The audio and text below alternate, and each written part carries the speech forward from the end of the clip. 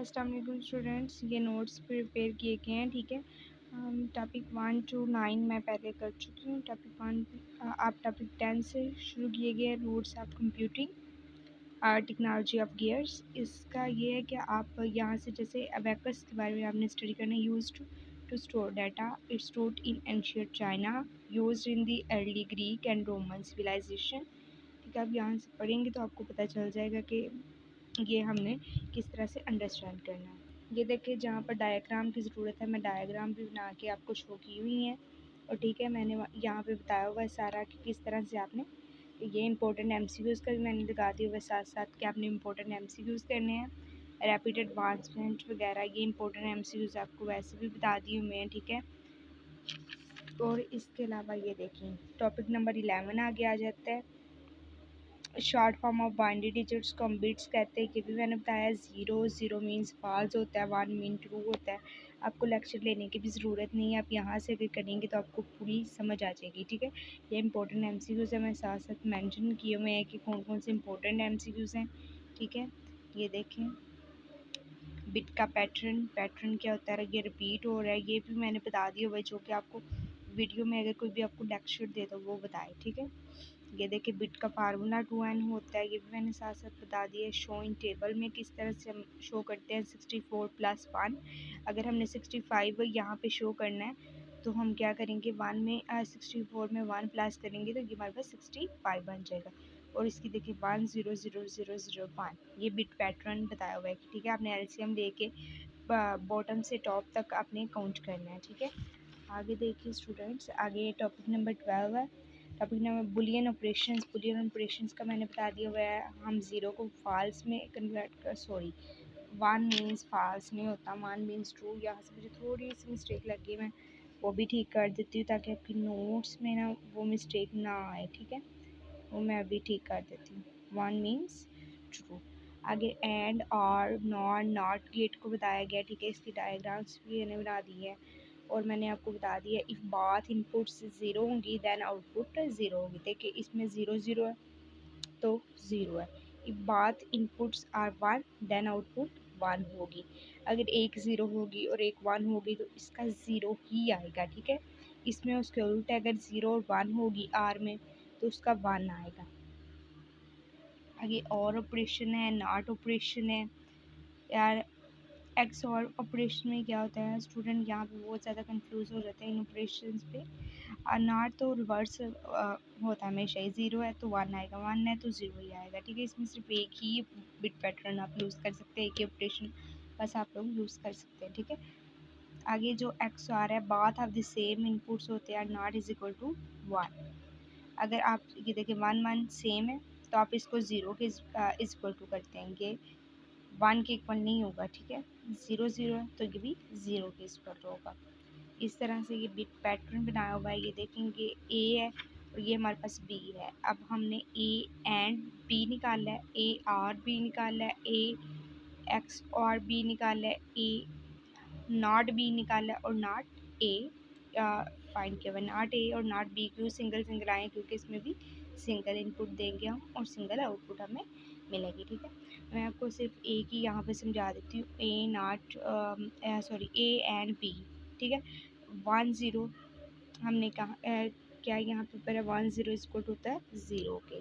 ठीक है, तो ये 0 0 0 equal to 0, 1 0 equal to 0, 1 1 equal to 1, 0 1 equal to 0। ये पैटर्न से सारा आप लोगों ने देखना है, पैटर्न को रट्टा मारना है या फिर आप समझ के करना चाहते हैं समझ के करना है। यहाँ से सारा ये पैटर्न बनेगा। ये MCQ से पूछा जा सकता है, इसमें से बहुत बहुत इम्पोर्टेंट है। आगे हेक्साडेसिमल नोटेशन के बारे में मैंने सारा बता दी, ये इंपॉर्टेंट MCQs है। हेक्साडेसिमल कैसे, अब यहाँ पे ABCDEF हुआ है, यहाँ पे स्टूडेंट्स कंफ्यूज हो जाते हैं ये क्योंकि आगे देखिए 10 है तो हेक्साडेसिमल में सिर्फ 1 डिजिट हम इस्तेमाल करते हैं। ठीक है, कभी भी 2 डिजिट अलाउ नहीं होते। ठीक है, इसलिए हमने 10 की जगह पे A और 11 की जगह पे B और यहाँ पे फिर C, यहाँ पे DEF तक हम ले गए। ठीक है, बाकी ऊपर पैटर्न 9 तक ही है, ये बिट्स पैटर्न है। अब बाइनरी को हेक्साडेसिमल के हमारे पास बाइनरी डिजिट है, इसको हमने हेक्साडेसिमल में करना है तो ये हमारे पास ए होगा, ई होगा पेयर। अब ये ई पेयर हम इसको क्यों लिख रहे हैं, क्योंकि हमारे पास जो ई में है वो है 1 1 0, ठीक है। ये 8 में है, ये पैटर्न 5 में है, ये 5 में है, ये 1 में है और ये 7 में। अब अगर हमने बाइनरी को हेक्साडेसिमल, ये 0 है तो इसका मतलब है हमारे पास, ये देखिए ये 0 है, इसका मतलब हमारे पास ये 0 है। ये हमारे पास 1 है, इसका मतलब है हमारे पास 1 में 0 0 0 1 है, ठीक है। आगे फिर 0 फिर 0, ये हमने बाइनरी में कन्वर्ट कर दिया। आपको ये शॉर्ट क्वेश्चन आ सकता है, ठीक है, आप लोग इसको अच्छी तरीके से काट लो। आगे मेन मेमोरी, ये इम्पोर्टेंट वेरी इम्पोर्टेंट क्वेश्चन है, ठीक है। फ्लिप फ्लॉप मॉडल, इसका आपको लेक्चर लेना ही पड़ेगा, तब ही आपको समझ आएगी। बहुत ज़्यादा डिटेल में लेक्चर लेना पड़ेगा आपको, ठीक है। वैसे मैं अगर आपको सर से यहाँ बताऊँगी तो आपको नहीं समझ आएगी, ठीक है, लेकिन फिर भी मैंने बताने की कोशिश की है। इसकी करेक्टरिस्टिक्स आपको याद कर लेनी है कि बाथ इनपुट अगर 0 होंगे तो ये रिटेन इट्स वैल्यू, अगर अपर बिट चेंज होगी टू 1 तो स्टोर्ड वैल्यू चेंज होगी 1, ठीक है। इस तरह से आपको समझ नहीं आएगी, आप फ्लिप फ्लॉप पहले मॉडल देखेंगे तो फिर ही आपको समझ आएगी। अगर आप चाहते हैं कि मैं इसके बारे में डिटेल वीडियो बनाऊँ तो आप कमेंट बॉक्स में कह सकते हैं, ठीक है। Main memory organisation management unit cell, इसके 8 बिट्स होते हैं। हाउस होल्ड डिवाइसेस है, फ्यू हंड्रेड ऑफ सेल्स होते हैं, ठीक है। कंप्यूटर में बिलियन ऑफ सेल्स होते हैं, ठीक है। आगे ये देखिए, मोस्ट सिग्निफिकेंट जो बिट है वो 0, last significant bit 0, low order end और high order end. Topic number 15, mass storage magnetic system, why we need mass storage. आपने ये पढ़ लेना है। यहाँ पे जो वोल्टैलिटी है वो और नॉन वोल्टैलिटी है। नॉन वोल्टैलिटी होती है विदाउट वाईफाई एंड लाइट के डाटा स्टोर करना है, यानी इंटरनेट एक्सेस हो आपके पास। लेकिन कुछ वोल्टैलिटी डाटा होती है, अगर आपके पास वाईफाई लाइट ना हो तो वो डाटा स्टोर नहीं आप कर सकते, ठीक है। तो मैस स्टोरेज में हमारे पास नॉन वोल्टैलिटी होती है, ठीक है। तो ये इसलिए हमें इसकी ज़रूरत पड़ती है। लार्ज स्टोरेज स्पेसेस होती है, लो कॉस्ट होती है इसकी, ठीक है। आगे मास स्टोरेज हमारे पास सीडी होती है, डीवीडीज़ होती है, मैग्नेटिक टेप्स होती है, सीडीज़ वगैरह आप लोगों ने देखी होंगी, ठीक है। Magnetic system work,